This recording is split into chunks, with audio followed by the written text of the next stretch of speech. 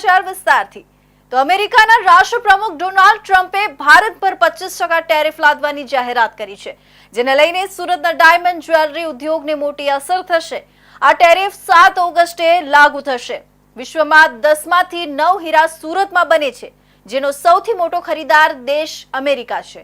હાલ મંદીનો સામનો કરી રહેલા હીરા ઉદ્યોગને ટ્રમ્પના ટેરિફનો ડામ દજાડશે। દેશના વિદેશી હુંડિયામણમાં ડાયમંડ જ્વેલરીનો પણ મહત્વનો હિસ્સો છે। સુરતમાં 10 થી 12 લાખ લોકો સીધી અને આડકતરી રીતે ડાયમંડ ઉદ્યોગ સાથે જોડાયેલા છે। 3 વર્ષથી મંદીમાં ફસાયેલા ડાયમંડ માર્કેટ 6 મહિનાથી પાટે ચડાવવાનો પ્રયાસ કરી રહ્યું છે, પરંતુ ફરી એકવાર આ ગતિ ઉપર બ્રેક લાગે તેવી સ્થિતિ ઊભી થઈ છે। આ ટેરિફની અસર આગામી દિવસો હીરા ઇન્ડસ્ટ્રીઝ માટે ખૂબ જ ઘાતક પુરવાર થશે તેવો આ નિર્ણય જોતા નિષ્ણાંતો પણ માની રહ્યા છે।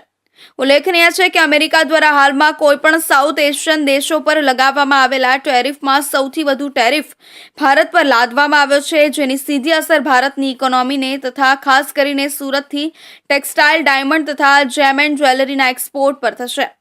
એક રિસર્ચ અનુસાર અમેરિકા દ્વારા ભારત પર 25% ટેરિફની જાહેરાતને પગલે ભારતથી ઓછામાં ઓછું 12% ટેક્સટાઇલનું એક્સપોર્ટ ઘટવાની શક્યતા છે। ટેક્સટાઇલ ક્ષેત્રે અંદાજિત $1.5 બિલિયન નું એક્સપોર્ટ ઘટવાની શક્યતા છે, જેમાં સૌથી મોટી અસર એમએમએફ ટેક્સટાઇલને થશે। સુરત ટેક્સટાઇલ ક્ષેત્રે એમએમએફ ટેક્સટાઇલનું હબ ગણાય છે, ત્યારે તેની સુરતને સીધી અસર થશે। બાંગ્લાદેશથી અમેરિકા ખાતે એલસીડી પ્રમાણે ટેક્સટાઇલનું એક્સપોર્ટ થાય છે। આ સંદર્ભે આવનારા દિવસોમાં અમેરિકા બાંગ્લાદેશ પર કેટલો ટેરિફ લાદે છે તેના પર ટેક્સટાઇલનું એક્સપોર્ટ નિર્ભર કરે છે। અમેરિકા જો બાંગ્લાદેશ પર ભારતથી ઓછો ટેરિફ લાદશે તો ભારતથી ટેક્સટાઇલના એક્સપોર્ટમાં ચોક્કસપણે ઘટાડો થવાની સંભાવના છે, જેની થોડી ઘણી અસર સુરતના ટેક્સટાઇલના એક્સપોર્ટ પર થશે। ભારતમાં જે રીતે અમેરિકન ટ્રમ્પ સરકારે 25% જેમ્સ એન્ડ જ્વેલરી ઉપર જે ઇમ્પોર્ટ ડ્યુટી લગાવવામાં આવી છે, એનાથી ઇન્ડસ્ટ્રીઝ ખૂબ ચિંતિત છે અને એમની અસર બી થવાની છે।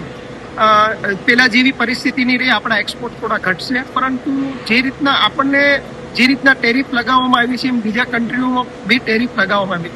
ભારતથી અમેરિકામાં 25% જે હિસ્સો હતો આપણો, જે ટોટલ જેમ્સ એન્ડ જ્વેલરીનો એક્સપોર્ટ હતો, એમાં 25% જે હિસ્સો હતો, જેમ $10 બિલિયન આપણું જેમ્સ એન્ડ જ્વેલરીનું એક્સપોર્ટ અમેરિકામાં થતું હતું, જે અમેરિકા માટે આપણે પ્રમુખ સપ્લાયરમાંથી એક સપ્લાયર હતા।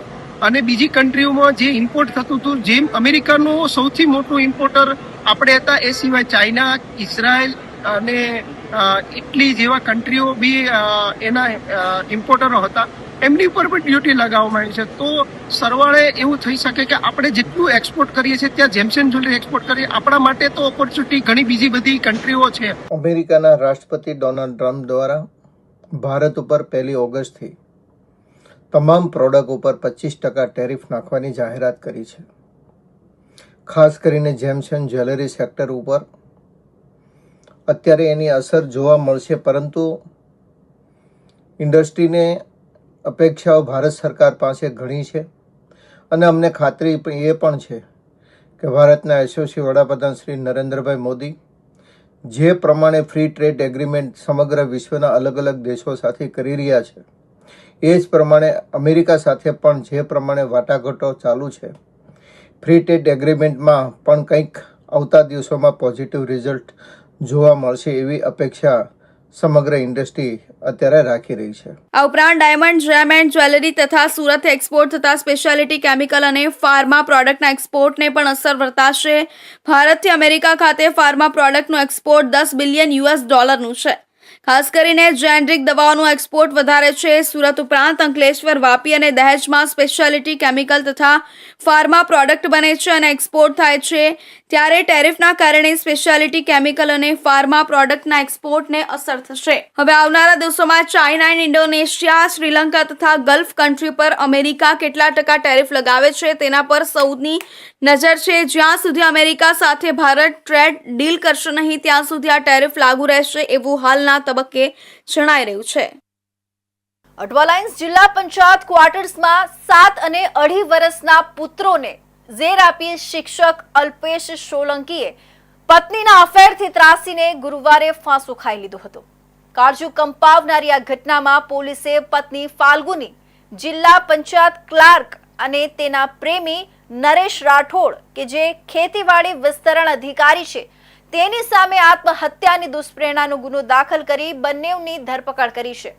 અલ્પેશ સાથે લવ મેરેજ કર્યા પછી ફાલ્ગુનીએ નરેશ સાથે અફેર કર્યું હતું. અલ્પેશે 2 ડાયરી અને સુસાઇડ નોટ લખી હતી. છેલ્લા 1 મહિનાથી અલ્પેશ રોજ ડાયરીમાં પોતાની વેદના લખતો હતો. તેણે એવું પણ લખ્યું હતું કે હું વન લેડી મેન હતો અને ફાલ્ગુની મને કહેતી કે અફેર તો હોવા જ જોઈએ.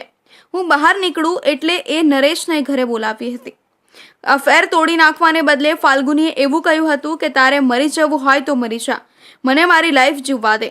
તેણે એવું પણ લખ્યું હતું કે ફાલ્ગુની અને નરેશને અફેર તોડી નાખવા સમજાવ્યા હતા, પણ તેઓ માન્યા ન હતા. અલ્પેશના ભાઈ જિગ્નેશ સોલંકીએ બંને વિરુદ્ધ ફરિયાદ નોંધાવી હતી. ગુરુવારે સવારે અલ્પેશ નિત્યક્રમ મુજબ સવારે 6 વાગ્યે સ્કૂલે પહોંચી ગયા હતા. સાથે રાખેલી બેગમાં પોતે લખેલી 2 ડાયરી અને સુસાઇડ નોટ પણ લઈ ગયા હતા. 9:30 વાગ્યે સ્કૂલેથી પાછા આવ્યા. પત્ની ફાલ્ગુની ઓફિસે જવા નીકળી અને પછી પોતાના 2 વર્ષના અને 7 વર્ષના દીકરાને ઉંદર મારવાની દવા પીવડાવી. 2 કલાક સુધી બંનેના મૃત્યુની રાહ જોઈ પછી 11:30 વાગ્યે પરસેવે રેપઝેપ થઈ વિડીયો બનાવ્યો.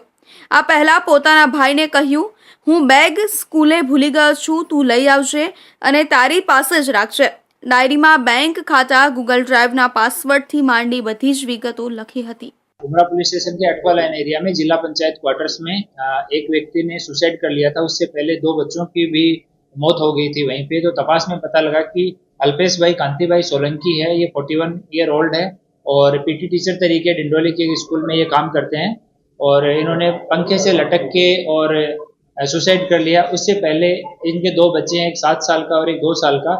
उन दोनों को भी जहरीली दवा जो रेड किलर आता है वो पिला के उनकी भी मौत कर दी गई. इस संबंध में उमरा पुलिस स्टेशन में पहले एक मर्डर का गुना दाखिल किया गया अल्पेश भाई के विरुद्ध में. उसके बाद में आगे की तपास जब हमने चालू की, अल्पेश भाई की मौत की एक एडी पुलिस स्टेशन में रजिस्टर की गई और हमने जब वहाँ पे सर्च किया एफएसएल में और पंचों की हाजिरी में, तो वहाँ से हमें 2 डायरी बरामद हुई, सुसाइड नोट बरामद हुआ. मृतक का जो मोबाइल फ़ोन है उसमें कुछ वीडियोज़ बरामद हुए जिनका हमने इन्वेस्टिगेशन के काम में उनको स्टडी किया. उसके बाद में मृतक का जो भाई है उसके निवेदन के आधार पे उन्होंने बताया कि मृतक की जो पत्नी है फाल्गुनी बहन, वो जिला पंचायत में क्लर्क तरीके काम करती है और उनका किसी दूसरे आदमी के साथ में, जिसका नाम नरेश कुमार राठौड़ है, ये खेतीबाड़ी विभाग में विस्तरण अधिकारी, इनके साथ में अफेयर था. इस अफेयर की वजह से ये जो मृतक है ये बहुत ही तनाव में था और इस वजह से उसने सुसाइड किया है. तो इन चीज़ों को हमने फैक्ट वेरीफाई किए तो मोबाइल में से भी वीडियो बरामद हुए और 2 डायरी मिली है जिनमें काफ़ी डिटेल में पिछले 1-2 महीने से कंटिन्यू वो इस तरह के नोट्स बना रहा था कि किस किस कारण से मैं तनाव में हूँ, ये रोज़ मुझे किस तरह से परेशान करते हैं. ये सारी चीज़ें लगभग 1.5-2 महीने की घटनाएं उसमें लिखी हुई है. साथ ही बचपन से लेकर के अब तक किस किस तरह से उसके इम्पोर्टेंट इवेंट जो लाइफ के उन सब के बारे में भी उन्होंने सारा कुछ जिक्र लिखा है. दोनों डायरियाँ हैं वो इन्वेस्टिगेशन के काम के लिए अभी कब्जे की गई हैं. सुसाइड नोट है 5-6 पेज का है, वो अलग अलग लिखा गया है. माता पिता को एड्रेस करके अलग चीज़ें लिखी गई है, पत्नी को एड्रेस करके अलग चीज़ें लिखी गई है. उसमें जिस्ट में है कि इनके अफेयर की वजह से वो तनाव में था और उस वजह से उसने ये कदम उठाया. નરેશ રાઠોડની પહેલી પત્નીનું મૃત્યુ થયું હતું. એક દીકરો હતો, બીજી સ્ત્રી સાથે લિવ-ઇનમાં રહેતો હતો. તે સ્ત્રી તેને છોડીને જતી રહી હતી. પોતાની જ સાથી કર્મચારી ફાલ્ગુની સાથે અફેરમાં જોડાયો હતો. અમરોલી વિસ્તારમાં ગેરકાયદેસર ગર્ભ પરીક્ષણ રેકેટનો પર્દાફાશ થયો છે. કોસાડ રોડ પર આવેલી શિવમ હોસ્પિટલમાં ગેરકાયદેસર ગર્ભ પરીક્ષણ ચાલતું હતું. જિલ્લા આરોગ્ય અધિકારીની ટીમ દ્વારા છટકું ગોઠવવામાં આવ્યું. રૂપિયા લઈ ગર્ભ પરીક્ષણ હોવાનું બહાર આવ્યું. તબીબ હિતેશ જોશીની ધરપકડ કરવામાં આવી. એક સોનોગ્રાફી મશીન પણ સીલ મારવામાં આવ્યું. BHMS ની ડિગ્રી હોવા છતાં ગર્ભ પરીક્ષણ કરવામાં આવતું હતું. સુરતના અમરોલી વિસ્તારમાં આવેલી શિવમ હોસ્પિટલ અને આઈસીયુમાં ગેરકાયદેસર ગર્ભ પરીક્ષણનો ધંધો ચાલતો હોવાનો ચોંકાવનારો ખુલાસો થયો છે. બાતમીના આધારે જિલ્લા આરોગ્ય વિભાગે હોસ્પિટલમાં છટકું ગોઠવી તપાસ હાથ ધરી, જેમાં ગેરકાયદેસર ગર્ભ પરીક્ષણની પુષ્ટિ થઈ. આ ઘટનામાં ડોક્ટર હિતેશ જોશી, જે હોસ્પિટલના મેડિકલ ડાયરેક્ટર છે, તેમની ભૂમિકાની તપાસ ચાલી રહી છે. આ ઉપરાંત લિંબાયતની ઓમ સાઈ હોસ્પિટલના ડોક્ટર વિજય ઝડફિયા અને એક રિક્ષા ડ્રાઈવર દ્વારા ગર્ભવતી મહિલાઓને આવા ગેરકાયદેસર પરીક્ષણ માટે લાવવામાં આવતી હોવાનું સામે આવ્યું છે. આ ગેરકાયદેસર પ્રવૃત્તિમાં ગર્ભવતી મહિલાઓ પાસેથી ગર્ભના લિંગની જાણકારી આપવા માટે 10,000 થી 15,000 રૂપિયા વસૂલવામાં આવતા હતા. આરોગ્ય વિભાગે હોસ્પિટલમાંથી સોનોગ્રાફી મશીન સીલ કર્યું છે અને અનેક દર્દીઓના નંબરો મળી આવ્યા છે, જેના આધારે વધુ તપાસ ચાલી રહી છે. જો કે આ ઘટનાએ સુરતના આરોગ્ય વિભાગ અને સ્થાનિક વહીવટની કામગીરી પર ગંભીર સવાલો ઉભા કર્યા છે. પ્રીકન્સેપ્શન એન્ડ પ્રીનેટલ ડાયગ્નોસ્ટિક ટેકનિક્સ કાયદા હેઠળ ગર્ભના લિંગ પરીક્ષણ ગેરકાયદેસર છે અને આવા કેસમાં સામેલ ડોક્ટરોની પ્રેક્ટિસ તાત્કાલિક બંધ કરવી જોઈએ, તેમનું લાયસન્સ રદ કરવું જોઈએ અને હોસ્પિટલને સીલ કરવી જોઈએ. જો કે જિલ્લા આરોગ્ય અધિકારી ડોક્ટર અનિલ પટેલના જણાવ્યા મુજબ સુરતમાં અગાઉ પણ આવા કેસો સામે આવ્યા છે, જેમાં ફરિયાદો નોંધાઈ અને કોર્ટમાં કેસ ચાલી રહ્યા છે. પરંતુ આશ્ચર્યજનક રીતે આવા કેસોમાં સામેલ હોસ્પિટલો અને ડોક્ટરો હજુ પણ પ્રેક્ટિસ ચાલુ રાખી રહ્યા છે, જે આરોગ્ય વિભાગ અને સ્થાનિક વહીવટની ગંભીર નિષ્ફળતા દર્શાવે છે.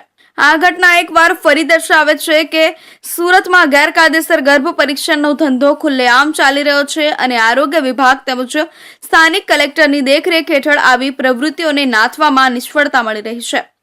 NCPNDT કાયદાનું સખતપણે પાલન થાય તે માટે કડક દેખરેખ અને તાત્કાલિક કાર્યવાહીની જરૂર છે. પરંતુ હાલની પરિસ્થિતિ જોતા વહીવટની નિષ્ક્રિયતા અને ઢીલી કામગીરીએ લોકોનો વિશ્વાસ ડગમગાવ્યો છે. આવા ગેરકાયદેસર કૃત્યો ન માત્ર કાયદાનું ઉલ્લંઘન છે, પરંતુ સમાજમાં લિંગભેદને પ્રોત્સાહન આપે છે, જે સમાજની પ્રગતિ અને સમાનતા માટે ગંભીર ખતરો છે. જો આવી ઘટનાઓને રોકવા માટે તાત્કાલિક અને કડક પગલાં નહીં લેવાય તો આવા ગેરકાયદેસર ધંધાઓ ચાલુ રહેશે અને આરોગ્ય વિભાગ તેમજ વહીવટની વિશ્વસનીયતા પર વધુ પ્રશ્નો ઊભા થશે. સુરત શહેરમાં દશામા ભક્તોની શ્રદ્ધા અને ભક્તિ દિવસે ને દિવસે વધી રહી છે. શહેરના વિવિધ વિસ્તારોમાં મોટી સંખ્યામાં દશામાની પ્રતિમાઓની સ્થાપના કરવામાં આવી છે. ત્યારે વિસર્જનની તૈયારીમાં પણ સુરત મહાનગરપાલિકા તરફથી સંપૂર્ણ આયોજન હાથ ધરાયું છે. પર્યાવરણના જતનને ધ્યાનમાં રાખીને હવે તાપી નદીમાં વિસર્જન બંધ કરીને કૃત્રિમ તળાવમાં પ્રતિમાના વિસર્જન માટે વ્યવસ્થા ઊભી કરવામાં આવી છે. સુરત શહેરમાં દશામાના ભક્તો દ્વારા ખૂબ મોટી સંખ્યામાં પ્રતિમાઓની સ્થાપના કરવામાં આવતી હોય છે. 7 દિવસ દરમિયાન મહિલાઓ ખાસ કરીને વ્રતનું આયોજન પણ કરતી હોય છે. ગણપતિની જેમ દશામાની પણ સ્થાપના કરવામાં આવે છે અને ત્યારબાદ વિસર્જનની પ્રક્રિયા પણ કરવામાં આવે છે. હાલ કોર્પોરેશન દ્વારા વિસર્જનને લઈને તૈયારીઓ શરૂ કરી દેવામાં આવી છે. શહેરમાં ભક્તો દ્વારા દશામાની 27 જુલાઈથી સ્થાપના કરવામાં આવી છે. 3 ઓગસ્ટે દશામાની પ્રતિમાનું વિસર્જન કરવામાં આવશે. આ વિસર્જનમાં લોકો ખૂબ જ મોટી સંખ્યામાં જોડાતા હોય છે. વર્ષો પહેલા તાપી નદીની અંદર જ દશામાની પ્રતિમાનું વિસર્જન કરી દેવામાં આવતું હતું, પરંતુ હવે પર્યાવરણની સુરક્ષાને ધ્યાનમાં રાખીને દશા માતાની POPની મૂર્તિઓ તાપી નદીમાં વિસર્જિત ન કરાતા હવે કૃત્રિમ તળાવ માટેની વ્યવસ્થા કરવામાં આવી રહી છે. રામજી ઓવર તમે જોઈ શકો છો, રામજી ઓવર બનીને તૈયાર છે. લાઇટ, રામજી ઓવરનું પાણી ભરવાની પ્રક્રિયા હોય કે પછી સ્ટેજ બનાવવાની પ્રક્રિયા હોય, પૂરું રામજી ઓવરની વેસ્ટ ઝોનની રામજી ઓવરની પ્રક્રિયા ટોટલી પૂરી થઈ છે. આપણે સુરત મહાનગર કોર્પોરેશન દ્વારા કુલ 5 ઓવર બનાવ્યા છે. એક આપણે ઉત્તરાયણ, વરાછા ઝોન, કતારગામ, લંકા ઓવર, અઠવામાં 2 ઓવર છે. આપણે કાંડી ફર્યું અને ઉમરા પોલીસ સ્ટેશનની બાજુમાં વેસ્ટ ઝોનમાં આજે અહીંયા ઉભા છે રામજી ઓવર. વર્ષો જૂનો આપણે ગણપતિનો ફ્રી વિસર્જન રામજી ઓવર. આપણે જનરલી દશામાના વિસર્જન માટે રાંદેર ઝોનમાં મેઇન રૂટ રાખ્યા છે કે ત્યાં પોલીસ જવાનોની આપણે વ્યવસ્થા કરી છે. સુરત મહાનગરપાલિકા દ્વારા કૃત્રિમ તળાવ માટેની વ્યવસ્થા કરવામાં આવશે. હાઈકોર્ટની ગાઈડલાઈન મુજબ વિસર્જન માટેની વ્યવસ્થા કરવામાં આવી રહી છે. પર્યાવરણની જાળવણીના ભાગરૂપે કૃત્રિમ તળાવમાં જ દશા માતાની પ્રતિમાને વિસર્જિત કરવા માટે નિર્ણય લેવાયો છે. તો હવે સમય છે એક વિરામનો.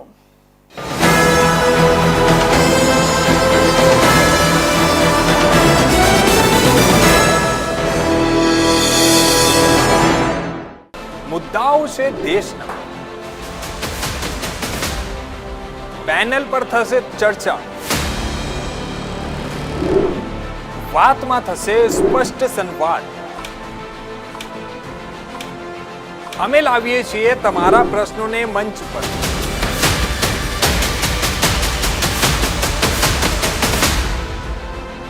કેમ કે સમસ્યા તમારી, લડત તમારી. જુઓ મારી સાથે ફક્ત इंडिया न्यूज गुजरात पर.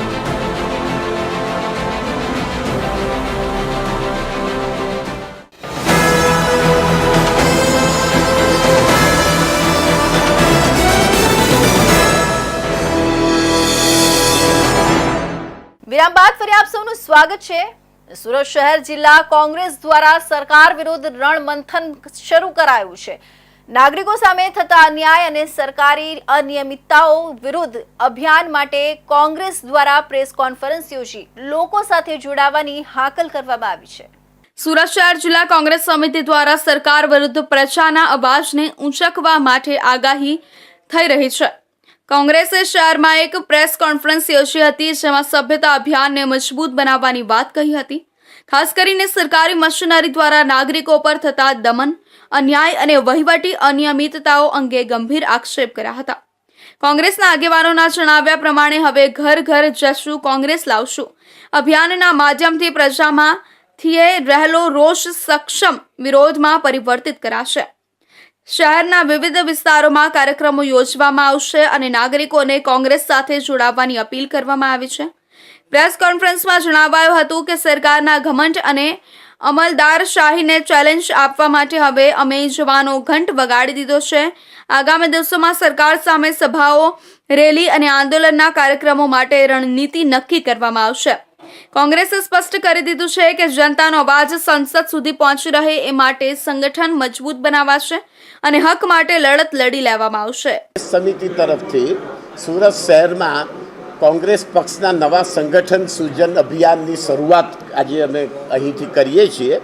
સુરતના નવા નિયુક્ત યુવા પ્રમુખ શ્રી વિપુલભાઈ ઉદનાવાળા શહેર પ્રમુખ, સુરત શહેરની અંદર નવા યુવાનો જોડાય સંગઠનમાં અને નવા યુવાનો કોંગ્રેસમાં આંતરિક લોકતંત્ર મજબૂત કરે રાજકીય પક્ષમાં અને લોકોના પ્રશ્નો બાબતે જન આંદોલન સુરતમાં શરૂ કરીએ। સુરત શહેર જિલ્લા કોંગ્રેસના નેતાઓએ જાહેર કર્યું છે કે હવે શહેરની જનતા સાથે સીધો સંપર્ક સાધી સરકાર સામે મજબૂત વિરોધ ઊભો કરવામાં આવશે। શહેર સભાઓથી લઈને ઘરના દરવાજા સુધી કોંગ્રેસની પહોંચ છે અને નાગરિકોના હક માટે આવી લડત વધુ ગતિશીલ બની રહેશે। વીર નર્મદ દક્ષિણ ગુજરાત યુનિવર્સિટીના ફાઇન આર્ટ્સ વિભાગમાં અભ્યાસ કરતા વિદ્યાર્થીઓ સામે ઊભો થયેલો અન્યાય હવે મોટું વિવાદ બનીને સામે આવ્યો છે। 32 માંથી 28 વિદ્યાર્થીઓને ઇન્ટરનલ પરીક્ષામાં ગેરહાજર દર્શાવી 0 માર્ક્સ આપી નાપાસ કરવામાં આવ્યા હોવાની ગંભીર ફરિયાદ સાથે વિદ્યાર્થીઓએ યુનિવર્સિટીના કુલપતિને લેખિત રજૂઆત કરી છે। સમગ્ર મામલે વિદ્યાર્થીઓએ પહેલા પ્રોફેસર પર ટાર્ગેટ કરીને માનસિક ત્રાસ આપવા અને ભેદભાવપૂર્વક નાપાસ કરવા આરોપ લગાવ્યો છે। સુરતની વીર નર્મદ દક્ષિણ ગુજરાત યુનિવર્સિટીના ફાઇન આર્ટ્સ વિભાગમાં અભ્યાસ કરતા 32 વિદ્યાર્થીઓમાંથી 28ને ઇન્ટરનલ માર્કિંગમાં ગેરહાજર બતાવીને 0 માર્ક્સ આપ્યા હોવાનું ખુલ્યું છે, જેના કારણે તેઓ પરિણામમાં નાપાસ થયા છે। આ સંબંધે વિદ્યાર્થીઓએ કુલપતિ સમક્ષ લેખિતમાં ફરિયાદ કરી છે કે તેમના વિભાગમાં તૈનાત મહિલા પ્રોફેસર દ્વારા તેમને ટાર્ગેટ કરીને મનમાની રીતે ગેરહાજર દર્શાવ્યા છે, જેના કારણે તેમને અન્યાય થયો છે। વિદ્યાર્થીઓના જણાવ્યા પ્રમાણે તેમણે સમગ્ર વર્ષ દરમિયાન નિયમિત હાજરી આપી હતી અને તેમના હાજર રહેવાના પુરાવા પણ વિદ્યાર્થીઓએ ઇન્ટરનલ ઇન્ક્વાયરી સમિતિ સમક્ષ રજૂ કર્યા હતા, છતાં પણ પરિણામ જાહેર કરતી વખતે તેમને ગેરહાજર દર્શાવી દેવામાં આવ્યા। અગાઉ પણ આ મહિલા પ્રોફેસર વિરુદ્ધ રાજ્ય સરકાર સુધી ફરિયાદ થઈ હતી। વિભાગના વડાએ આ મામલે આંતરિક તપાસ સમિતિ રચી હતી અને પ્રાથમિક તબક્કે વિદ્યાર્થીઓની સુનાવણી પણ કરવામાં આવી હતી। હવે પ્રશ્ન એ ઊભો થયો છે કે વિદ્યાર્થીઓને નાપાસ કરવા પાછળ કોઈ વ્યક્તિગત અખાદ્યતા છે કે નીતિગત ભૂલ? જો પુરાવા અને હાજરી સિસ્ટમ હોવા છતાં વિદ્યાર્થીઓ નાપાસ થાય છે તો તે સમગ્ર પરીક્ષા પદ્ધતિ પર પણ સવાલ ઊભા કરે છે। વીર નર્મદ દક્ષિણ ગુજરાત વિશ્વવિદ્યાલય ખાતે આવેલા એક વિભાગમાં ઇન્ટિરિયર ડિઝાઇન વિભાગની અંદર હાલમાં કઈ વિદ્યાર્થીઓને ઓછા માર્ક્સ આવ્યા છે, હાજર હતા અને ગેરહાજર ગણ્યા છે, એ પ્રકારની એક ફરિયાદ અમારા તંત્રને મળી છે। પ્રાથમિક તપાસ કરતા વિભાગ ખાતે એની એક ઇન્ટરનલ કમિટી બનાવી અને સમિતિ બનાવીને એની તપાસ પૂર્ણ કરવામાં આવી છે, એ માહિતી મળી છે અને એ તપાસ પૂર્ણ કરવામાં આવી છે અને એ તપાસનો જે અહેવાલ છે એ અહેવાલને પરીક્ષા વિભાગની BOE board of university examinations and ઇવેલ્યુએશન્સની અંદર હાલમાં મૂકવામાં આવી છે। હાલમાં સત્તામંડળમાં વિચારાધીન છે, એ પ્રકારની માહિતી પ્રાપ્ત થયેલ છે। વિદ્યાર્થીઓએ યુનિવર્સિટીના કુલપતિને ન્યાય અપાવવા માંગ સાથે લેખિતમાં રજૂઆત કરી છે। વિદ્યાર્થીઓએ હાલમાં આંતરિક તપાસ શરૂ કરી છે અને જો મહિલા પ્રોફેસર દોષી હોવાનું સાબિત થશે તો કડક કાર્યવાહીની શક્યતા છે। બીજી તરફ વિદ્યાર્થીઓએ હજુ સુધી અધિકાર માટે લડત ચાલુ રાખવાનું જણાવ્યું છે। સુરતના ઇન્ડોર સ્ટેડિયમ ખાતે 3 ઓગસ્ટે તાપી ટ્રાવેલ એક્સપો 2025 યોજાવા જઈ રહ્યું છે, જેમાં માત્ર પ્રવાસની જ નહીં પરંતુ રોજગાર અને મહિલા સશક્તિકરણના મહત્વપૂર્ણ મુદ્દાઓને પણ સ્પર્શાશે. તાપી એસોસિએશન દ્વારા આયોજિત આ એક્સપો પ્રવાસન ઉદ્યોગ માટે નવો દિશાસૂચક ચેપ્ટર સાબિત થવાનો અંદાજ છે. તાપી એસોસિએશન દ્વારા તાપી ટ્રાવેલ એક્સપોનું આયોજન ઉદ્યોગ, રોજગાર અને મહિલા સશક્તિકરણ તરફ અનોખી દિશા. તાપી એસોસિએશનની અનોખી પહેલ રોજગારીની તકો અને સ્ત્રી સશક્તિકરણના થીમ પર ટ્રાવેલ એક્સપોનું આયોજન. તાપી એસોસિએશન દ્વારા ટ્રાવેલ એક્સપોનું આયોજન 500થી વધુ મહિલાઓને વ્યવસાય માર્ગદર્શન અને 3000થી વધુ રોજગારીની તકનું લક્ષ્યાંક. દિવાળી તથા અન્ય તહેવારોની રજામાં લોકો ફરવા જવાનો પ્લાન કરતા હોય છે. તેવા સમયમાં વિશ્વાસપાત્ર ટ્રાવેલ એજન્ટ અને ટૂર ઓપરેટર પાસે પ્રવાસન માહિતી મેળવી ટૂર પ્લાન કરી શકે તેવા હેતુથી તાપી એસોસિએશન તરફથી TTE 2025 તાપી ટ્રાવેલ એક્સપોના નામે એક અનોખી પહેલ કરવામાં આવી છે, જે 3 ઓગસ્ટે ઇન્ડોર સ્ટેડિયમ સુરત ખાતે યોજાશે અને પ્રજાજન માટે ખુલ્લો રહેશે. જ્યારે 4 ઓગસ્ટનો દિવસ માત્ર ટ્રાવેલ એજન્ટ અને ટૂર ઓપરેટર પૂરતો સીમિત રહેશે. આ એકયોમાં એક જ છત નીચે દેશના કાશ્મીરથી લઈ કન્યાકુમારી અને દેશમાં ઓસ્ટ્રેલિયાથી અમેરિકા સુધીના દરેક ડેસ્ટિનેશનના પેકેજીસ તેમજ ટ્રાવેલ સંબંધિત તમામ સર્વિસીસ સુરતના નામાંકિત અને વિશ્વાસપાત્ર ટ્રાવેલ એજન્ટ્સ દ્વારા મળશે. આ B2C એક્સપોમાં 170+ સ્ટોલ છે, જેમાં મુલાકાતીઓને ભારત અને વિશ્વભરના દેશો માટે આકર્ષક ટ્રાવેલ ઓફર્સ અને વિવિધ વિકલ્પો મળશે. આ ઉપરાંત મુલાકાતીને ડ્રો સિસ્ટમ થ્રુ ગિફ્ટ અને અન્ય રોમાંચક ઓફર્સનો લાભ મળશે, જે આ ઇવેન્ટને યાદગાર બનાવશે. અમે બહુ જ ટૂંક સમયમાં, એટલે ધારો કે 3 તારીખે અમે એક એક્ઝિબિશન લઈને આવી રહ્યા છે, ટ્રાવેલ એક્સપો, જેમાં B2C ટ્રાવેલ એક્સપો હશે 3 તારીખે, અને જેમાં 90થી પણ વધારે એક્ઝિબિટર એમાં પાર્ટ લઈ રહ્યા છે. અને અમારી અપેક્ષા છે કે 1000થી પણ વધારે ફૂટફોલ ત્યાં આવે અને એ લોકો ત્યાં સારું એવું ડિસ્કાઉન્ટ પ્રાપ્ત કરી શકે. દિવાળીની રજાઓ નજીક આવી રહી છે, તો દિવાળીમાં એ લોકો ક્યાંક ને ક્યાંક ફરવાનો પ્રોગ્રામ બનાવતા હશે તો આ એક્ઝિબિશનમાં એમને સારા ડેસ્ટિનેશનનું નોલેજ પણ મળશે. આ એક્સપોનો મુખ્ય હેતુ પ્રવાસીઓને વિશ્વસનીય સેવા આપવાનો છે અને તહેવારોના દિવસોમાં પ્રવાસ યોજના કરનારા માટે આ એક્સપો અમૂલ્ય તક સાબિત થશે. સાથે સાથે સ્થાનિક ટ્રાવેલ એજન્ટોને ધંધો મળે અને નોકરી ઈચ્છુકોને રોજગાર મળે, મહિલાઓને ધંધાકીય માર્ગદર્શન મળે તેવો સર્વાંગી દ્રષ્ટિકોણ અહીં સમાવવામાં આવ્યો છે. સુરતના કાદરશાની નાળ વિસ્તારમાં વસતા એક શ્રમિક પરિવાર સાથે લોનના નામે 8 મહિના પહેલા જે છેતરપિંડી થઈ હતી તેનો ભોગ આજે આખો પરિવાર બની રહ્યું છે. લોન આપનાર 3 શખ્સોએ મહિલાના દસ્તાવેજો લઈને કોરા કાગળ પર સહી કરાવી, જે બાદ તેને ગંભીર રીતે સાયબર ફ્રોડમાં ફસાવી દેવાઈ હતી. ઘટનાથી હચમચી ગયેલા પતિએ ઝેર પી જતા પરિવાર પર શોકનો ઘેરો છવાયો છે. સુરતના કાદરશાહ નાળ વિસ્તારમાં રહેતા શ્રમિક કુટુંબ સાથે લોનના બહાને છેતરપિંડી થઈ હોવાનો કિસ્સો પ્રકાશમાં આવ્યો છે. પીડિત મહિલાએ જણાવ્યું કે 3 યુવકો લોન ફાળવવાની ઓફર લઈને આવ્યા હતા. તેમણે લોન મેળવવા દસ્તાવેજો માંગ્યા અને વિશ્વાસ ઊભો કરવા માટે પહેલા થોડી ફોર્માલિટીઝ નામે કોરા કાગળ પર સહી લેવી હતી. તે સમયે શ્રમિક દંપતીને શંકા ન જાગી. આ બાદ મહિલાને ખબર પડી કે તેના નામે કોઈ મોટી રકમની છેતરપિંડી થઈ છે અને તેણે અજાણતા જ એક ગંભીર સાયબર ગુનામાં ફસાવી દેવામાં આવી છે. 8 મહિના પહેલા પશ્ચિમ બંગાળ પોલીસ સુરતમાં આવી મહિલાને પકડી પણ ગઈ હતી, પરંતુ પૂરી પૂછપરછ બાદ ખોટી રીતે ફસાવવાનું સાબિત થતા પોલીસ તપાસ બાદ મહિલાને જામીન મળ્યા અને તે છૂટી ગઈ. ઘટનાથી પરિવારમાં ભારે તાણ અને આર્થિક સંકટ ઊભું થયું. આ તણાવને કારણે મહિલાના પતિ મુસા અશરફ પઠાણે ઝેર પી પોતાનું જીવન ટૂંકાવવાનો પ્રયાસ કર્યો. તેમને તાત્કાલિક સારવાર માટે હોસ્પિટલમાં ખસેડવામાં આવ્યા છે, જ્યાં તેમનું સારવાર ચાલી રહી છે. આ પરિવાર આજે ન્યાય માટે ભટકી રહ્યો છે અને પોલીસ તેમજ સ્થાનિક તંત્ર સમક્ષ દયાની અપીલ કરી રહ્યા છે કે આરોપીઓની ઝડપી ધરપકડ થાય અને તેમને આર્થિક મદદ મળી રહે. ये हादसा ऐसा हुआ है कि जो भाई था जिसके साथ बनाव बना है, तो उसने मक्कई पुल के ऊपर बोतल पी ली थी दवाई की. तो हमें फ़ोन वगैरह कुछ नहीं आया. वहाँ पे सब दोस्तार लोग का आने जाने का चालू होता है, तो वहाँ से दोस्तार ने हमें घर पे आके इन्फॉर्मेशन दी कि भाई तुम्हारे बड़े पापा का लड़का है तो मक्कई पुल पर कोई दवा पी के सोया हुआ है. तो फ़ौरन ही हम लोग को सुनते हुए हम लोग सब भागे वहाँ पे और उससे यहाँ पे सिविल हॉस्पिटल लेके आए. ये बनाव बना है भाई लोन के चक्कर में. मेरा भांजा ये मूसा खान पठान इसमें मक्कई पुल के ऊपर आत्महत्या करने की कोशिश करी। इसके ऊपर बहुत खराब गुजर रही है। इसकी फैमिली पूरी डिस्टर्ब हो गई थी और इसकी फैमिली 8 महीने से बंगाल पुलिस ने इसको लेके गई है और उनकी वाइफ को भाई, और ये बहुत परेशान होके इतने लार्ज स्टेप पर ये कदम उठाया है। આ ઘટનાએ ફરી એકવાર સ્પષ્ટ કર્યું છે કે શહેરના શ્રમિક વર્ગ માટે લોન અને મદદના નામે અનેક ફ્રોડ કાવતરા ચાલે છે। આરોપીઓ હજુ ફરાર છે અને પીડિત પરિવાર તંત્ર સમક્ષ ન્યાય માટે રજૂઆત કરી રહ્યો છે। હવે જોવું રહ્યું કે પોલીસ ત્વરિત કાર્યવાહી કરીને આવા ચેતવણીજનક ગુનાઓને અટકાવશે કે નહીં।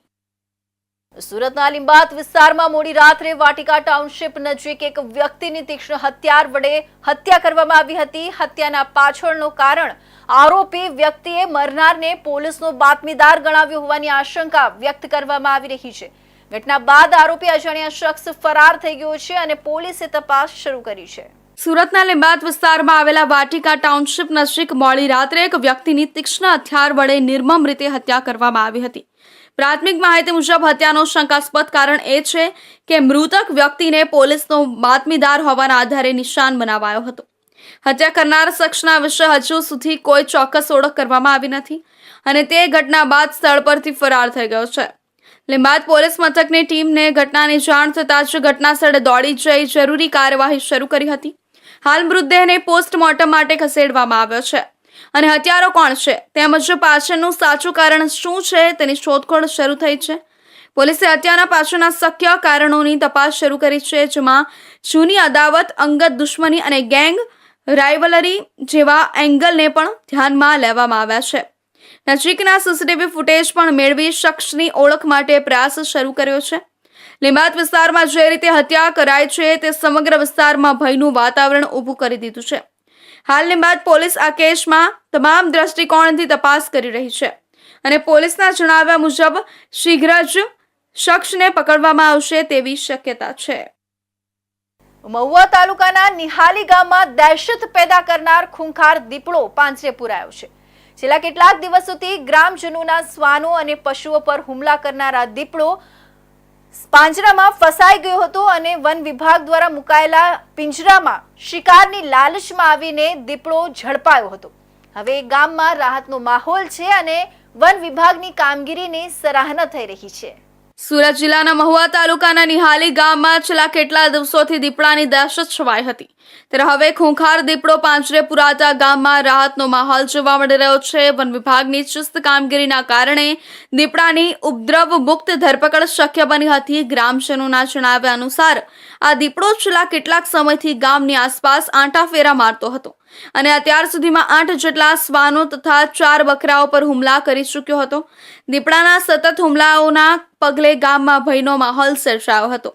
વન વિભાગને વારંવાર જાણ કર્યા બાદ વિભાગ દ્વારા નિહાલી ગામની સીમમાં પિંજરું મૂકવામાં આવ્યું હતું। દીપડો બુધવારે વહેલી સવારે શિકારની શોધમાં ગામ નજીક પહોંચ્યો હતો અને પાંજરામાં મુકાયેલા શિકારની લાલચમાં અંદર પ્રવેશતા તરત જ ફસાઈ ગયો હતો। દીપડાની પાંજરે પુરાવાની ઘટના બાદ ગામના રહીશોએ રાહતનો શ્વાસ લીધો હતો અને વન વિભાગની કામગીરીની પ્રશંસા કરી હતી।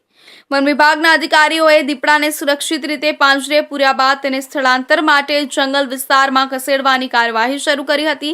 હાલની ઘટનાથી સ્પષ્ટ થાય છે કે વન વિભાગ અને ગ્રામજનોના સંકલનથી સમયસર કાર્યવાહી